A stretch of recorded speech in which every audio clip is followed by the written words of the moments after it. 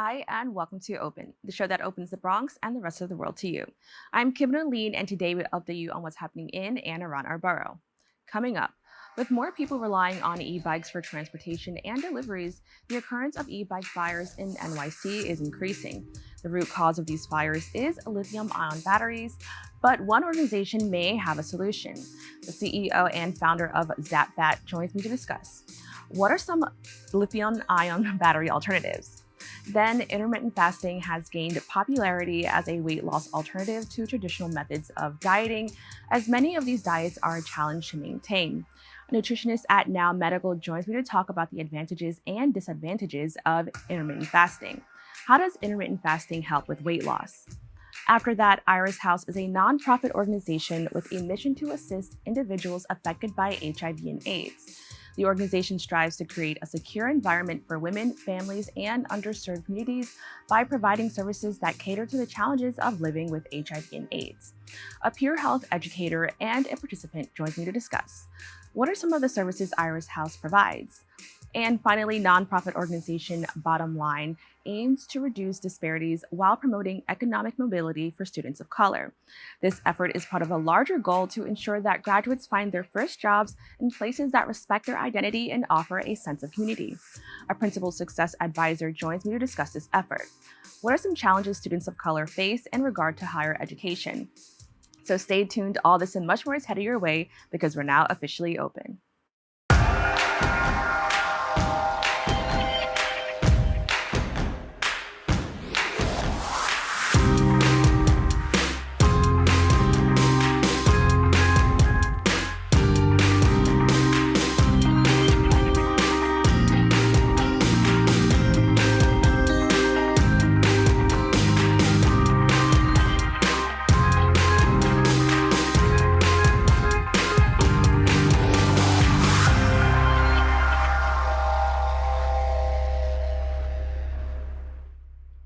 Hello, everyone. I'm Kibin Alleyne, and today is Tuesday, July 25th. You're now watching Open, a program that brings the Bronx and New York City straight to you. Don't forget to stay connected with us via social media at BronxNet TV. As more people rely on e-bikes to get around or to simply make deliveries, the presence of e-bike fires are on the rise in New York City. The cause of these fires stem from lithium-ion batteries, but one organization may have a solution. ZapBatt is using their platform to address how we can prevent these fires, and it involves using a new battery chemistry made of lithium titanate. CEO and founder of ZapBatt, Charlie Welch, joins me to discuss. Charlie, thank you so much for joining me. Great, thanks for having me. Now, for those who are unaware, can you just tell us a little bit of more backstory on the situation with e-bikes and the dangers that they're causing around our city? Absolutely. So New York is like a perfect storm for e-bike batteries because they're put in a very stressful environment in almost every way. New York has hot, cold, humid, salt on the streets, and for delivery workers who are using e-bike batteries, they're typically using them for long hours, as much as they can, and then immediately putting them to charge. And so for batteries, it's a very stressful environment to put them into. And we're seeing what's happening when part of the fringe cases are showing of what happens when safety starts to come in line and those batteries are getting overstressed or starting to go into thermal runaway. Right. And I could imagine in like an area like New York City where it's so condensed and so many people, like having a fire with a battery is just like not the best thing. Can you just tell us a little bit, what was the process or inspiration behind the development of ZapBatt lithium, I'm saying this correct, titanate batteries? Correct, tighten. Okay, so yeah, can you just talk about the inspiration behind that and maybe what got the organization thinking of this? Absolutely. So I had worked with the military for a long time in battery research, putting battery systems in as exotic environments as you can think of on and off this planet. I've even put battery systems up in the Arctic with polar bears. So I know what it's like to put batteries in kind of all the worst case conditions. So part of the inspiration was that a lot of industries are looking for a better battery technology, but most importantly, they're looking for something that's proven.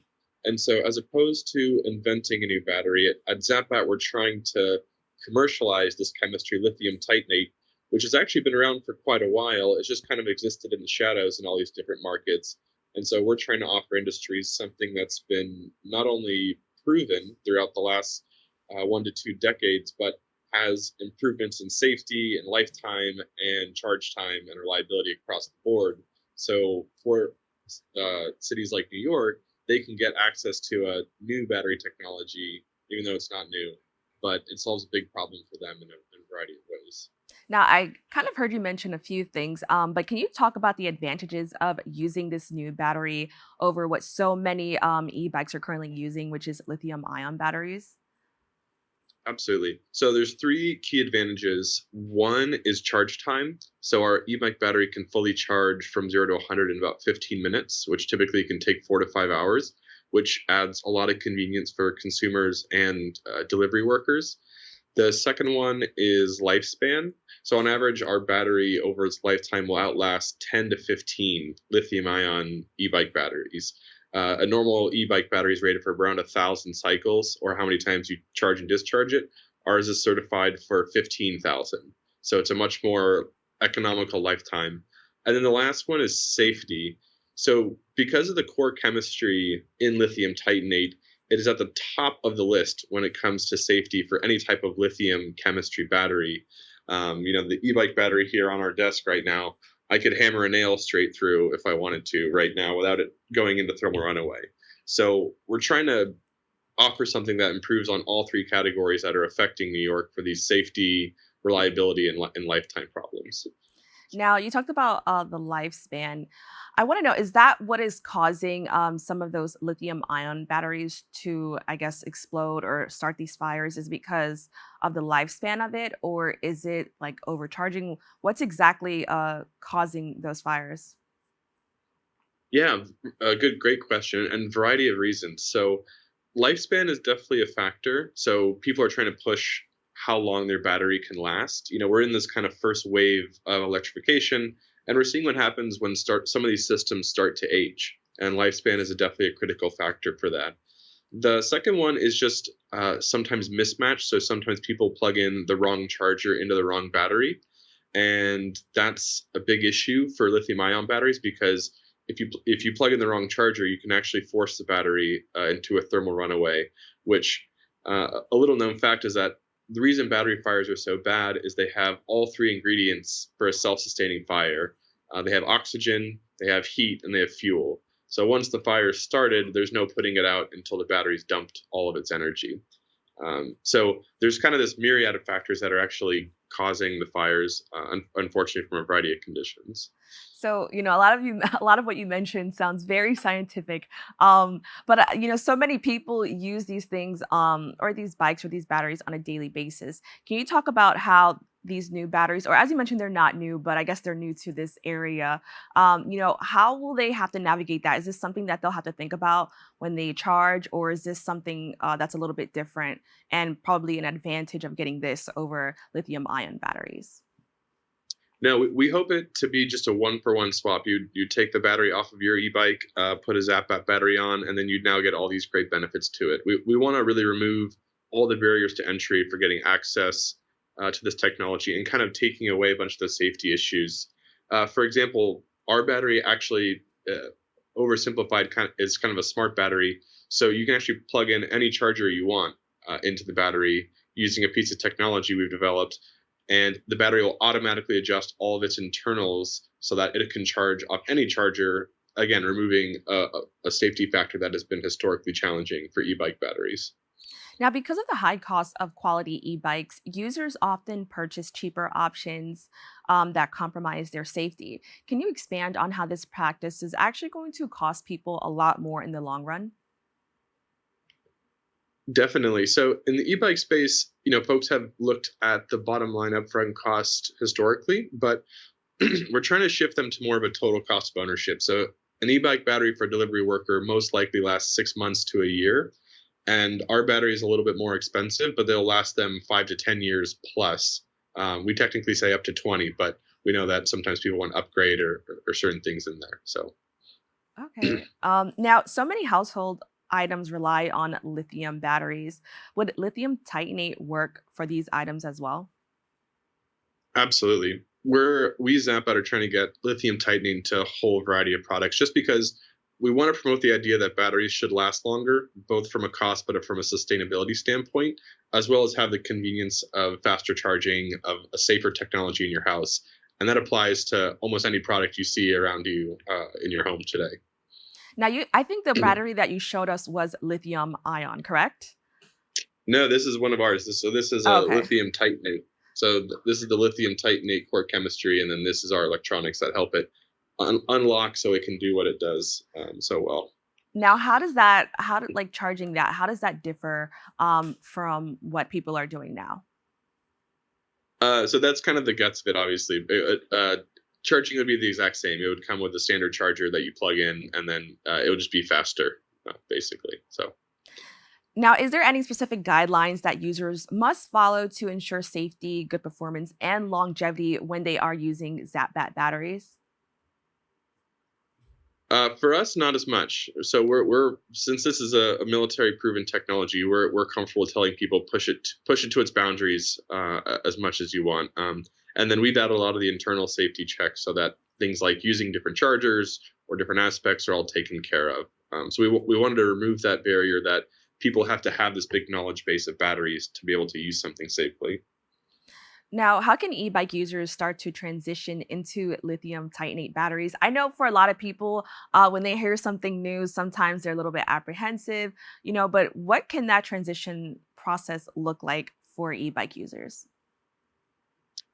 Yeah, so we ZapBatt for New York specifically are going to be launching a initial e-bike battery operation in New York this fall, and so we're hoping people can kind of keep their ear to the ground and see which operators or which e-bike companies are going to be launching this battery first, and then hopefully working with some companies to offer a retrofit so that if they wanted to swap to our battery, they could purchase one from us directly or from one of our partners, so that within the next year anybody would have the option to switch to a ZapBatt battery. And just to clarify, do they need to purchase possibly a new bike that would be upgraded for this, or do they simply just need the new battery? Just need the new battery. Yeah, they can keep their bike. Now, can you just expand on maybe the importance? Like I mentioned, some people may not want to make the switch, or they may think there's nothing wrong with their current batteries. But can you just stress the importance of, really paying attention to this, and how you can't really put a price on your safety, and eventually, if you're working in that field, you don't want to put on a price on that either. So can you just expand on that a little bit more? Absolutely. The core of it is that to have a truly safe system, you need to change the core chemistry of the battery. Like, there's a good reason our cars don't run on, nitromethane racing fuel. It's because sure, they could get better performance, but it'd be an unsafe thing to do. So at the core of it, you want a battery that inherently has improved safety features in the battery chemistry like lithium titanate and has been proven to do so. With all other lithium ion battery chemistries, you are pushing a boundary of that chemistry in certain conditions, having big challenges and causing fires. And so we highly encourage people to really think about that, because it is something that they can't prevent when it does happen. And as New York has seen, the prevalency is only going up, unfortunately. So we think it's time for people to adopt a safer and proven technology like lithium titanate into their e-bikes. And do you think that possibly the city should help educate? Because I think education is probably like one of the main important things. Should they educate people in learning more about this? Absolutely. I mean, the amount of batteries in and around our self in the next 10 years is going up. And I think that the last thing we want is safety issues, because that's only going to impede on the adoption of electrification. So we would love for the city to work, especially with gig workers, delivery workers, everybody that's really using a battery to drive their business. And we think that that's an important thing to gain education on, because we only see that trend going upwards currently. Well, Charlie, I want to thank you so much for joining us and having this conversation. Yeah, thank you for having me, and thanks for asking all those great questions. Please go to www.zapbatt.com to find out more about ZapBatt batteries. Don't go away. We'll be back with more open right after this. I'll see ya. After a basketball game, a black teenage boy, Brandon, reads his texts in his family group chat. Auntie Flo, congrats on the big win. Mom, that's my baby. Brandon replies, thanks y'all. In a park, his sister Maya texts, where are we celebrating? Dad replies, home. Mom texts, I got dinner going. Auntie Flo replies, ooh, I can't wait. Then receives a FEMA flood watch text alert. She texts the family, anyone see that weather alert? We need a plan to stay safe, especially after last year. Ready has a list of resources at ready.gov/plan. In his workshop, Dad sends a photo of emergency supplies and texts, looks like we need flashlights and batteries. Leaving a store with a shopping bag, Brandon replies, I got us covered. Mom texts, I'll check in with Grandma and Papa. Maya texts, thanks Auntie. Feeling good about this plan. Got some batteries. Auntie Flo replies, love y'all. We gotta stay safe. Later, the family feel like he gets on every time I see you. Stay connected. Time for that. My character, Shazam, knows all about growing up in a family full of teenage superheroes. They're bold. Where's everyone going? To fight crime? Okay. Adventurous. Shazam! There's never a dull moment. And no matter what happens, they'll always have your back. All they need is a place to grow and be themselves. And the best part is, you don't have to be a superhero to adopt a teen. Learn more about adopting a teen from foster care. Visit adoptuskids.org. You can't imagine the reward.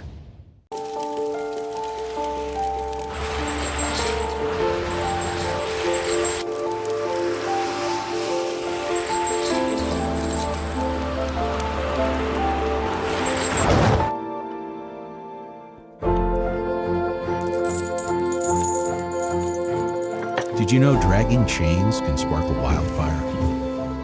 Only you can prevent wildfires.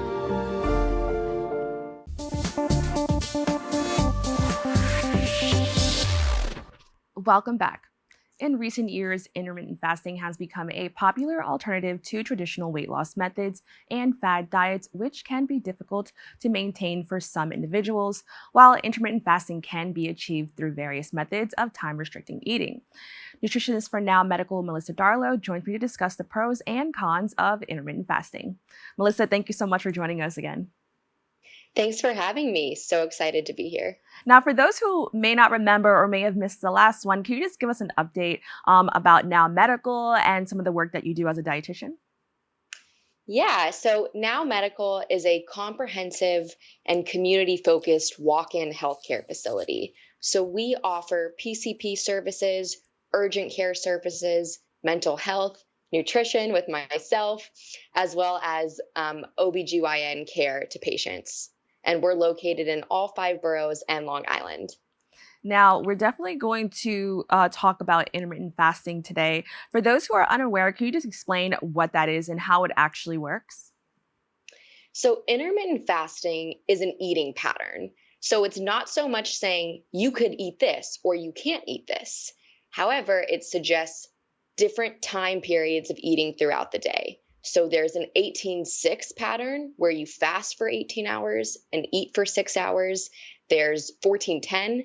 There's also a 5-2 approach. So you eat normally, quote unquote, for 5 days and then limit your food consumption to 500 to 600 calories on those 2 fasting days. So again, not so much eat this, don't eat this, but here's a time constraint of when you should be eating. Okay, that's very interesting. So maybe that's how it differs, I guess, from other diets, because it's not really a diet, correct? Yeah, so not so much following an eating, guideline, but the time constraints of when you would be eating versus fasting. Now, how does this type of fasting aid in weight loss? Great question. So lots of buzz around this. So when you're fasting, you're not consuming calories, right? So it's safe to assume that if you're eating less than you normally would, you would lose weight. So in this situation, fasting allows you to use up all of your stored sugar as fuel, and then it taps into your fat stores. And when we begin to burn fat stores, that's when we can lose body fat. So it has been linked to improving our body composition through this calorie deficit, as mentioned, promoting weight loss, also some other metabolic processes to decrease inflammation, improve blood sugar control, and physical stress responses in the body. Now, intermittent fasting has become increasingly popular with several groups of people, but this actually has been around for quite some time. And we know like certain religions participate in fasting. Would you consider this, even though we know it's technically not a diet, would it be considered a fad diet just because of how popular it's become over the years? It has definitely gotten a lot of buzz over the last few years, considering celebrities, they talk about, oh, I fasted and I lost all of this weight. Or you hear anecdotal stories of a coworker or a family member who started fasting. And it can be really intriguing.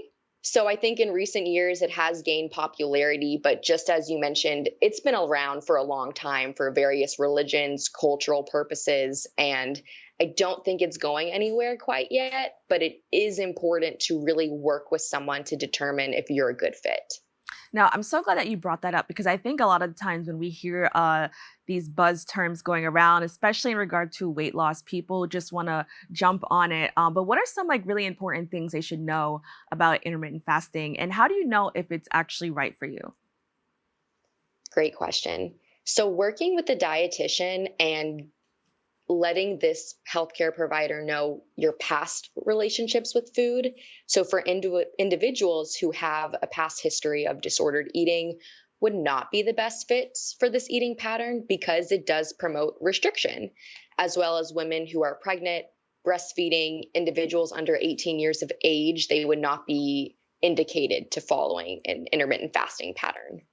And now I'm so glad that you brought up just disordered eating. I wanted to know, could intermittent fasting be helpful for those who struggle with binge eating? It's an interesting question.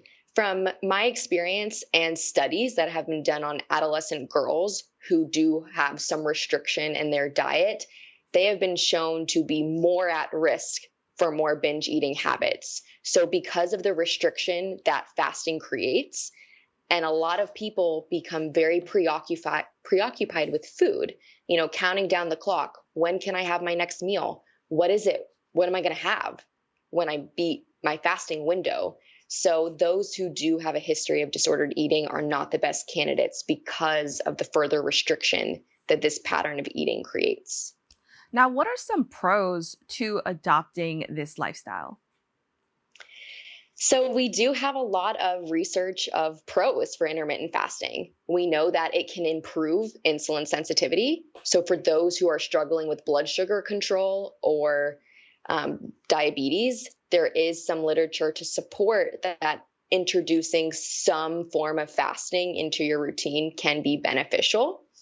We also know that when we're not eating, as mentioned earlier, we can tap into those fat stores. Cellular repair is more likely to happen during periods of not eating. So that's when we start to remove waste material from the cells. There's also literature to support it can improve sleep, protect our heart health, and reduce inflammation. Again, very person dependent on how fasting will work for you, but there is some evidence to support benefits. Now, what I find so interesting about this is, as we mentioned, it's not necessarily what you eat, it's, I guess, when and how long you eat. However, if you're fasting, can you still have McDonald's or some of the stuff that you want? Does that kind of bar you from worrying about that? Or should you still be following a specific diet? That's a great point. So for some, they take the way of thinking of, well, I'm not eating all day. So then when my fast is over, I could eat anything I want. And then they might start to pack in a lot of food in a short period of time. When that happens, we can start to feel gas, bloat, nausea, or on the flip side, when we're not eating for long stretches, we can experience difficulty concentrating, fatigue, headaches, irritability. So I like to encourage those, if you are interested in this pattern of eating, we still have to think about what is it we're going to eat when we break this fast, because that is just as important. Now, are there any different methods to fasting, or is there, basically one main structure that most people follow?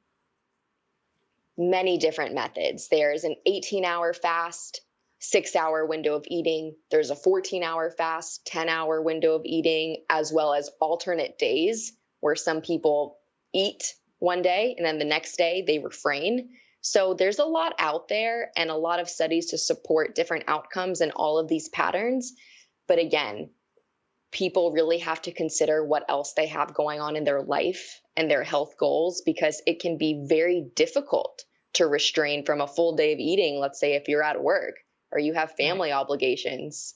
Now, when it comes to eating, and I guess just losing weight or dieting, time has always been a huge factor. Now, I know I've always heard like, don't eat after 7 or don't eat before this time. Can you just talk about the misconceptions there are out there just about, I guess, losing weight, dieting, fasting, and time? So many different camps when it comes to fasting or time of day when eating. Because again, for one person, maybe having a larger breakfast sets the tone for their day. Maybe for another person, they're a shift worker and they're sleeping during the day. So they have to readjust when they are able to eat. So the timing of the day, very person dependent. There is something to be said about leaving a little bit of time before your last meal and when you lie down to avoid acid reflux.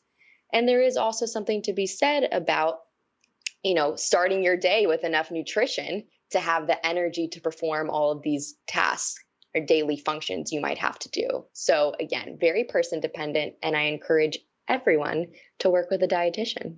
So that was going to be my next question. How can people figure out which method is the best for them?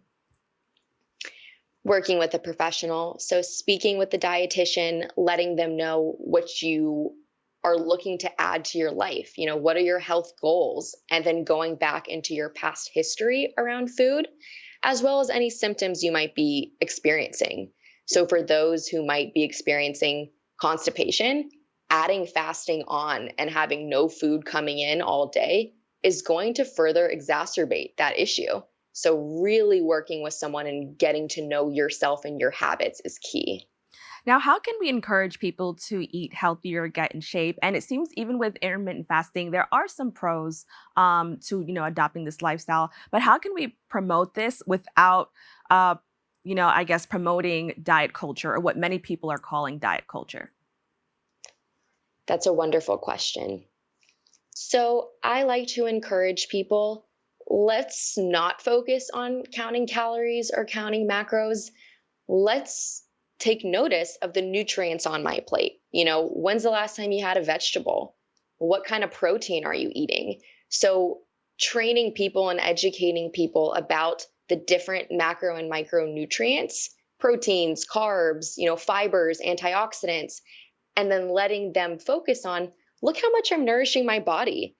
I notice when I drink more water or I'm eating more vegetables that I'm having more easy times going to the restroom. I'm having better digestion. So educating people and then having this, conversation where they can reflect on their habits, what they've been doing, and any differences they might notice in their life. And I also want to talk about, since we are in the age of social media, and as somebody who is, a dietitian, can you just talk about the importance of, social media can be helpful, but, how should people go about getting all this information they see online, and what should they do with it? Great question. There is a lot on social media. Even for myself as a dietitian, I'm constantly bombarded by mixed health messages. So I can imagine for other individuals who don't have a background or training in nutrition science and can't, ascertain between the different studies, that it's a lot and it's very conflicting. So I encourage people, check out somebody's bio. What are their credentials? Do they have a higher degree in this topic? And if they do, that's someone that you would want to follow and you would want to, listen or take more of their advice into account versus somebody else on the internet who's just yelling at the grocery store, eat this, don't eat this. Okay, well, Melissa, I want to thank you so much for educating us on this topic. I definitely learned a lot, so thank you so much once again. Thanks for having me. If you would like to keep up with this, Nao Medical, please go to their website at www.nowmedical.com. Stay tuned. We have more open for you right after this. Is it time yet? It's time. I'm starting time for dinner. Oh, terrific.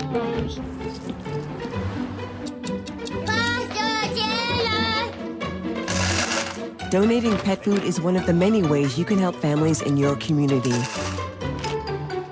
Pets and people belong together. Learn more at petsandpeopletogether.org. Dear moms and dads, what you have achieved here today is going to help us and our futures. It is why we are coming up on stage to collect your diplomas. You know it's true. Mom, we love you always. Everything I do. When you graduate, they graduate. Visit finishyourdiploma.org to find free and supportive adult education centers near you.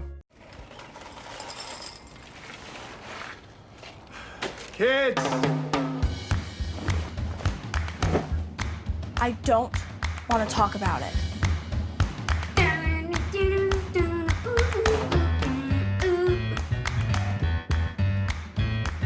I don't want to talk about it.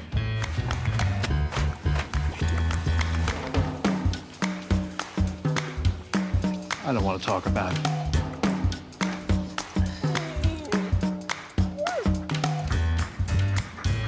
I don't want to talk about it.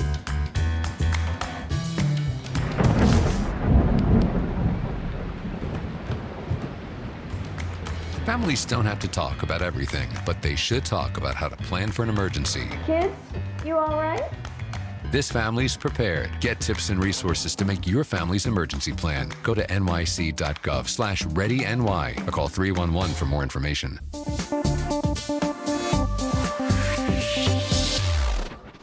Welcome back. With a mission to help those affected by HIV and AIDS, nonprofit organization Iris House aims to provide a safe environment for women, families, and underserved populations. Their team of professionals offer services that address the realities of living with HIV and AIDS. Joining me to discuss the organization are Peer Health Educator Jodie Sumpter and participant Mildred Lorenzo. Thank you both so much for joining me. Thank you. Thanks for having us. Now, Jodie, can you tell us a little bit more about your organization, Iris House, and the work that you do to help educate people on HIV and AIDS? Yes, so Iris House was founded in 1992 by Iris de la Cruz, which is named after her. So she's an artist, poet, activist during the time when HIV was like really hot.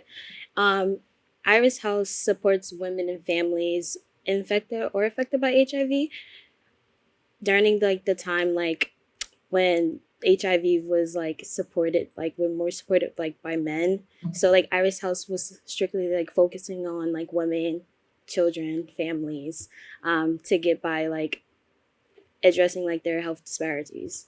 That's so interesting. Thank you so much for sharing that, because that's not even something that I previously thought of. Can you just talk a little bit more about your experience with Iris House and, how you got involved with that? Yeah, I was going to a program up here I live in Yonkers, and I just didn't want to go there anymore. And somebody told me about Iris's House 5 years ago. So I've been there. And what was the experience like? What are some ways they helped you? The people that are living with HIV, I needed them women. I needed to be around people that were infected like me. So that helped me a lot. Thank you so much for sharing that. And I think that's so important when we talk about this, because it's peer support also is, super important in regards to all of these type of programs. Can you just tell us a little bit more about some of the programs that Iris House offers and some of the services they offer? Okay, yeah. So we have nutrition programs, we have prevention services, we have testing services, we also have housing services, and newly a pharmacy program. So if you are someone with HIV, have mental health conditions, you will be eligible to be a part of a program. Now, Mildred, can you talk a little bit more about, just your journey living with HIV, and then, what that experience has been like, and basically what some misconceptions about living with HIV are? Yeah, being elderly, I'm 83 years old, and I'm not into the phone thing, so I don't. It's been very lonely for me because I couldn't make friends like on my phone. I'm not into that. So it's been very lonely. And it's been a journey, a hard one. I know my church always says, oh, we're going to go to heaven when we pass away. But I've been living in hell down here. I know there's another hell, but this hell. Can you talk about how Iris House supported you, on this journey? Yeah. And I love that you talked about, just how like not everybody's going to be connected on the phone. And of course you could find communities that way. But how did Iris House provide a community for you? When I get together and be just around the people that are living, and they have different programs there. So I usually go to all of them because it benefits me, and I'm really having a hard time because I've been on every HIV medicine there is, and the side effects I can't take it no more, and I just go there because I need to be in Iris's house with people that are living with HIV. I have to be there. And can you just talk about, ways that you support people emotionally, mentally, physically at Iris House? And what are some ways other people can support those living with HIV? Right. Okay. So me personally, I like to put myself in the center of attention. So I like to have, when I conduct outreach with my team, I like to have slogans like no glove, no love, a little corny, but it gets their attention to show that, there's a need in this community, that we need to stop stigma, stop discrimination, and, health is wealth. So I try to, since I work in the youth department, I try to show youth that, you are supported here. This is like an open space for you to talk about, your mental health. If you're curious about sexual reproductive health, we're here to answer your questions. Now, can you talk about the misconceptions that people have about HIV? Oh, yeah, that is a death sentence. Mm-hmm. It's a gay person's disease. It was, but now anyone can get it. So this is really stigmatized. And then can you talk a little bit about, you said that you work with youth. Yeah. Most teenagers receive some sort of formal sex education before they're 18. What are some ways, or what are some of your efforts to further educate young people about, just sex and education? And then what are some of your youth programs? Okay. Well, actually, we have 2 youth programs. So I work under U program. So we work with 13 to 24-year-olds. And then there's Project 1329, which they go up to 29-year-olds. They both have evidence-based programs. So U program has Seek and Safety. So it's a trauma-based substance abuse. And then we have CLEAR, which is called the Choosing Life Empowerment Action Results. And this evidence-based program focuses on health behavior change.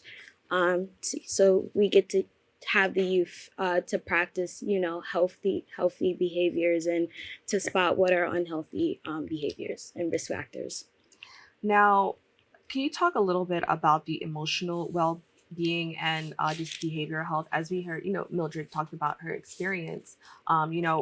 What is it that Iris House does to ensure that they're focusing on the mental health and just the overall well-being for people living with HIV?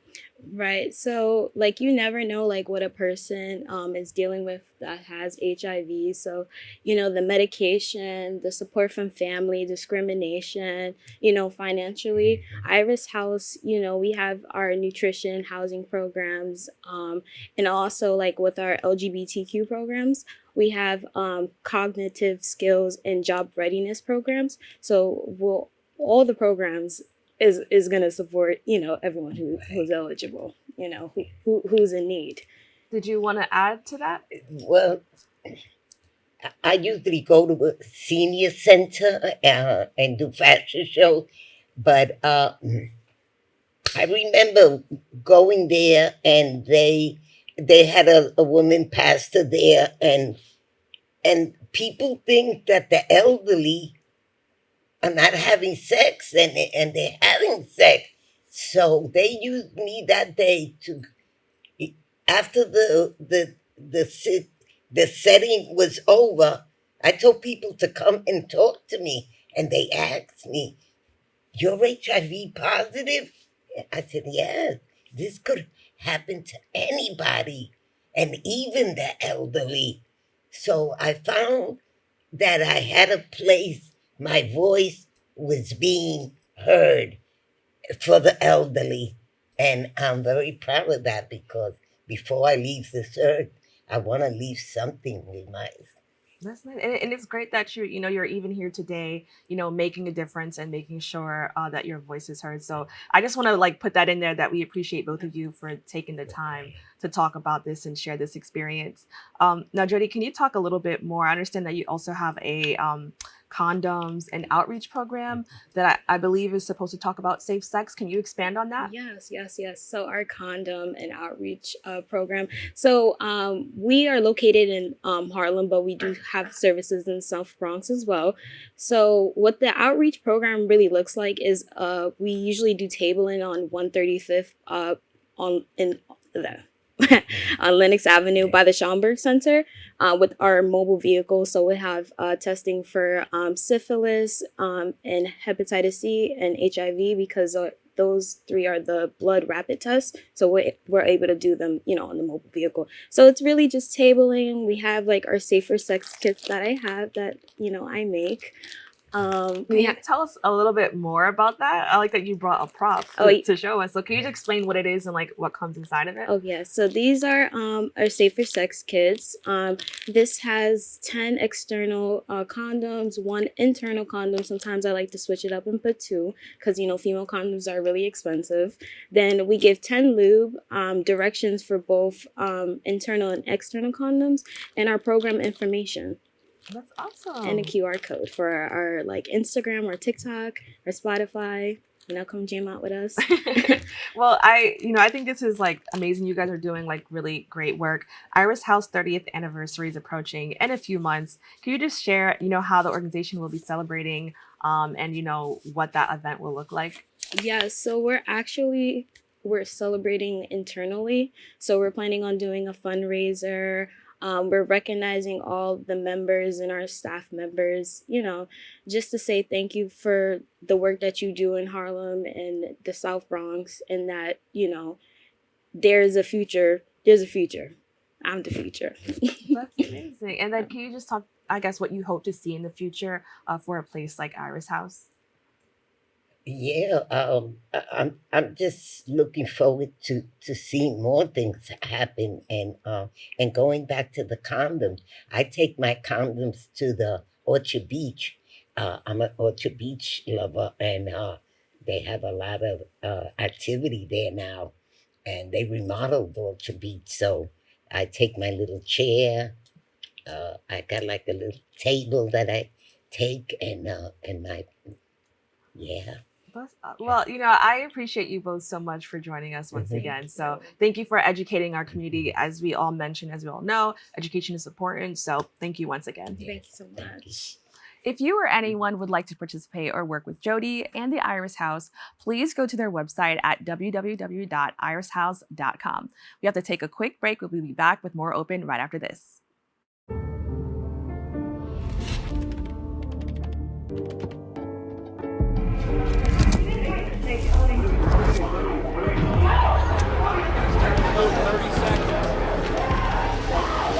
I'm an ex-drug dealer, and I'll be your sub today. Can you see anything different as a pill? No. You don't know? Fentanyl is being mixed into everything now. There's only one thing that will save somebody's life. That is naloxone nasal spray. Fentanyl, it's cheap, it's potent, and it's profitable.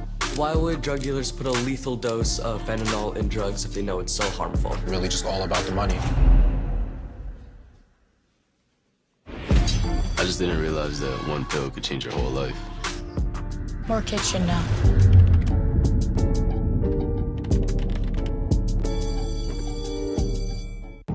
You can Talk to me if you're feeling sad. Thanks for hearing me out, bro. Whenever you need to talk, I'm here, okay? Where did the time go? I don't know how I got here. You've done the hard part. You quit smoking. Now do the easy part and get scanned for lung cancer. If you smoked, you may still be at risk, but early detection could save your life. Talk to your doctor and learn more at savedbythescan.org. I know what you're thinking. I need a job. Well, I've been there. I've been there. But you gotta keep going. You just need the right skills. Find an apprenticeship. I found a course online. You can do this. You will find something. You will find something new.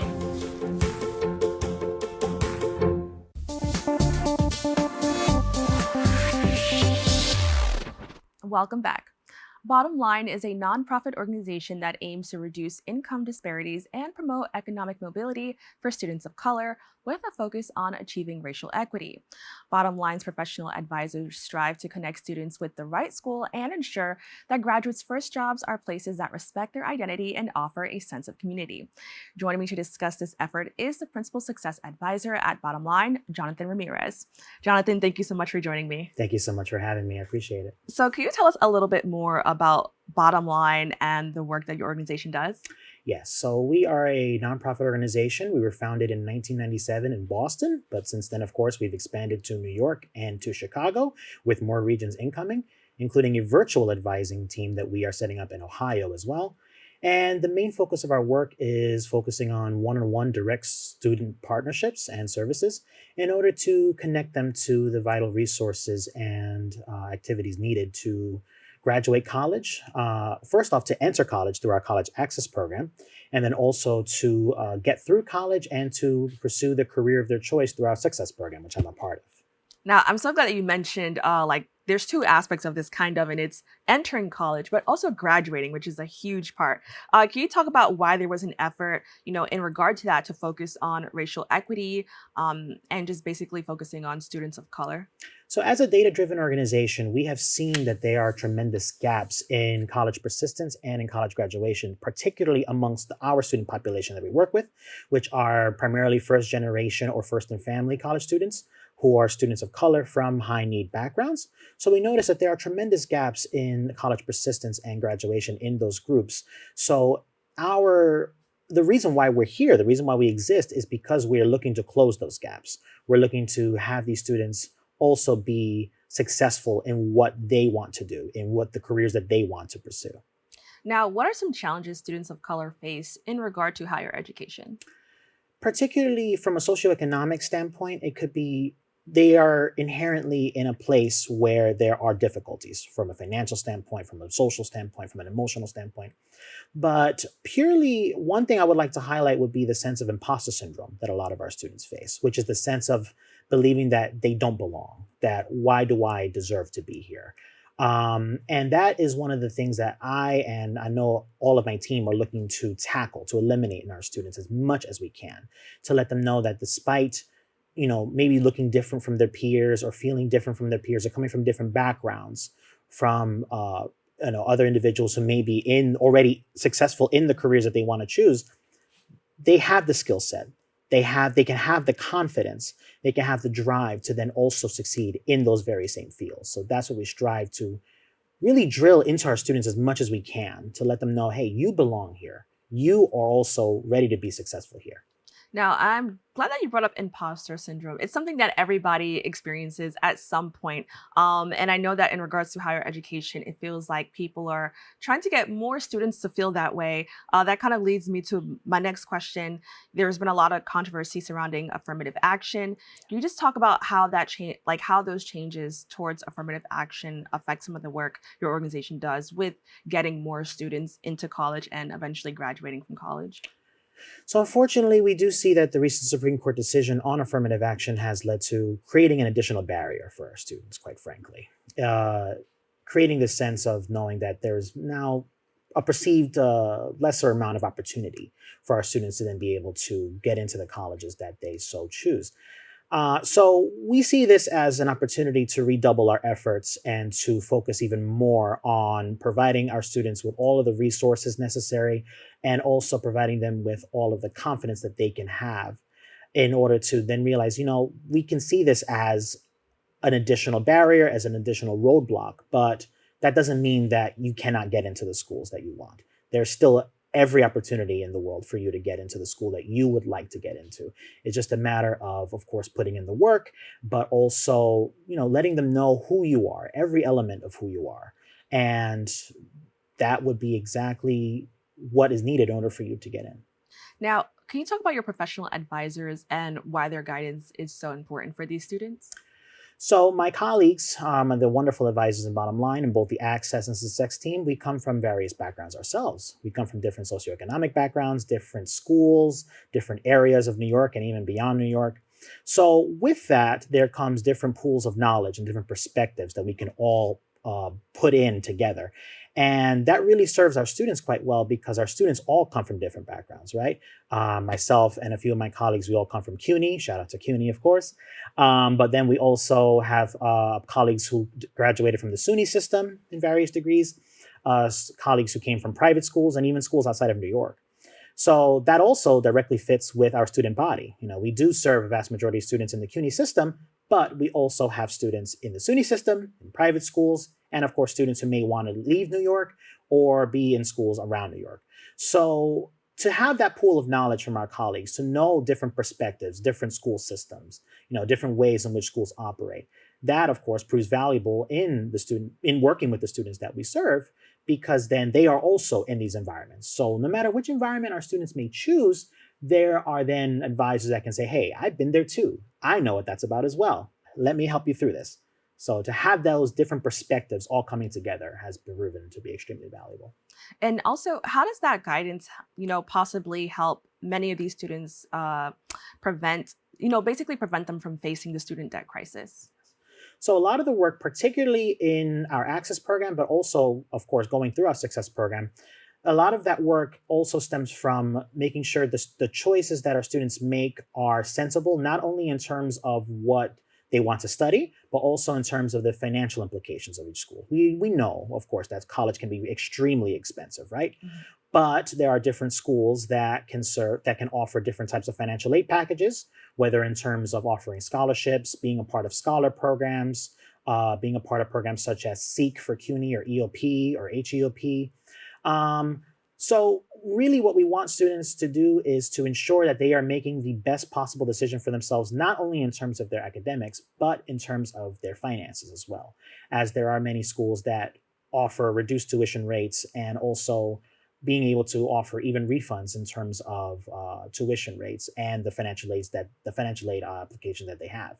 So, we want to make sure that, yes, this could be the right school for you, not just in terms of their academics, but also in terms of, okay, we are having a strong financial aid package, which means you may not even pay anything to be here, which of course would be the best possible scenario. Right. Now, I want to talk about, it's hard to believe, but it has been nearly 3 years, or it has been 3 years since the pandemic, which means that a lot of college students now, or people entering college, have had their high school education affected by the pandemic. Can you just talk about that experience for a lot of these young people who are now entering college? How has that affected them in higher education? As we know, the pandemic affected every single industry. It really put all of us in a standstill, it seems. And organizationally, we shifted into a fully online model throughout the height of the pandemic.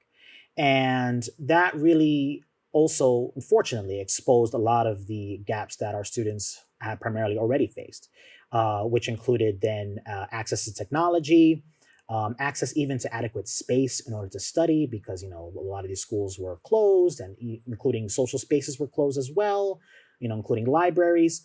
And, a lot of the students live with family members. Some of them may live with many family members. So it could be difficult for them to even find a quiet place to study, to focus on their work. So unfortunately, the pandemic did expose a lot of these additional gaps that we then, as an organization, work tirelessly to navigate and to help our students navigate through in regards to making sure that they have the adequate space to study, making sure that they have access to all the resources that the schools themselves can then help provide. in terms of ensuring student success as best as possible through the pandemic. And now that we are in our third year and trying to move forward from COVID, now we've adopted more of a hybrid model. So we are returning back to seeing students in person as much as we can. And we are then seeing that students are now appreciating the fact that being in person can really be a very positive experience. I think a lot of people are now appreciating that fact. So thank you so much for mentioning that. Can you just talk about, how could supporting equity in college graduation actually benefit not only the student, but New York City on a larger scale? So speaking purely from an economic perspective, I mean, if we really think about it, getting a college degree, of course, means potentially hundreds of thousands, if not millions, in terms of additional income for students, right? For students who then become members of the workforce. This can mean future doctors, future lawyers, future teachers, future artists, future entertainers, what have you. Getting this pathway through college then means that they can acquire or have a pathway to then acquire the tools, the confidence, as I mentioned, the experience, the perspectives, the networks then necessary to then be able to acquire the career that they so choose, whether it be to be a part of the workforce or to open up their own business, to be an entrepreneur, things of that nature. Being a member of that college pathway, graduating from college, can then provide those additional opportunities to then be a member of that workforce, which from an economic perspective can then mean huge boons to us, to the city, to then see, who else can contribute to the economy. Now, so I want to basically talk about, once they are in the workforce, can you talk about the importance of making sure these students or these people find a place where they have a sense of community? And can you just quickly tell us that, because we have about a minute left, but I definitely want to get that in there. Oh, sure, yes. So from a virtual standpoint, we have developed an online system called Botton Line Connect, which we like to refer to as a LinkedIn application, but purely for our students. So from a virtual standpoint, we connect our students through Botton Line Connect with professionals in our partner industries that we work with, but also to each other. So then allow them to be able to work together, talk with each other about their experiences, to help them see like, hey, I'm going through this, you're going through that. Let's talk. Let's see what this is about. And then to potentially help each other and to be each other's network. That in addition to all the resources that their individual colleges then provide, and then being able to have direct partnerships with other organizations, with other industries that can then provide internships, volunteering opportunities with our students. All of those can really lead to having more of a cohort, particularly amongst our students.